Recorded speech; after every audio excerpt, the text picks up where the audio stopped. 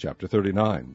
And Joseph was brought down to Egypt, and Potiphar, an officer of Pharaoh, captain of the guard, an Egyptian, bought him of the hands of the Ishmaelites, which had brought him down thither. And the Lord was with Joseph, and he was a prosperous man, and he was in the house of his master the Egyptian. And his master saw that the Lord was with him, and that the Lord made all that he did to prosper in his hand. And Joseph found grace in his sight, and he served him. And he made him overseer over his house, and all that he had he put into his hand. And it came to pass from the time that he had made him overseer in his house, and over all that he had, that the Lord blessed the Egyptian's house for Joseph's sake. And the blessing of the Lord was upon all that he had in the house and in the field. And he left all that he had in Joseph's hand, and he knew not aught he had, save the bread which he did eat. And Joseph was a goodly person, and well favored.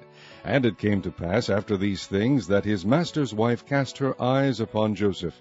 And she said, Lie with me. But he refused, and said unto his master's wife, Behold, my master wotteth not what is with me in the house, and he hath committed all that he hath to my hand. There is none greater in his house than I. Neither hath he kept back anything from me but thee, because thou art his wife. How then can I do this great wickedness, and sin against God? And it came to pass, as she spake to Joseph day by day, that he hearkened not unto her to lie by her, or to be with her. And it came to pass about this time that Joseph went into the house to do his business, and there was none of the men of the house there within. And she caught him by his garment, saying, Lie with me. And he left his garment in her hand, and fled, and got him out. And it came to pass, when she saw that he had left his garment in her hand, and was fled forth, that she called unto the men of her house, and spake unto them, saying, See, he hath brought in an Hebrew unto us, to mock us. He came in unto me to lie with me, and I cried with a loud voice.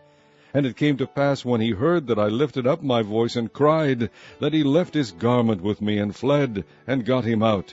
And she laid up his garment by her, until his lord came home. And she spake unto him according to these words, saying, The Hebrew servant which thou hast brought unto us came in unto me to mock me.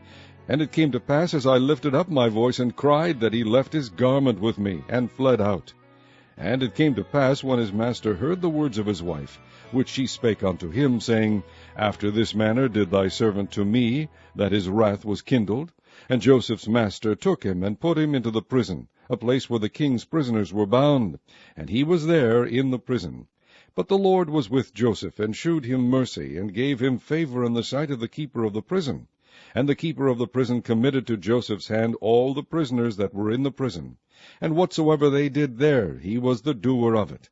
The keeper of the prison looked not to anything that was under his hand, because the Lord was with him, and that which he did, the Lord made it to prosper.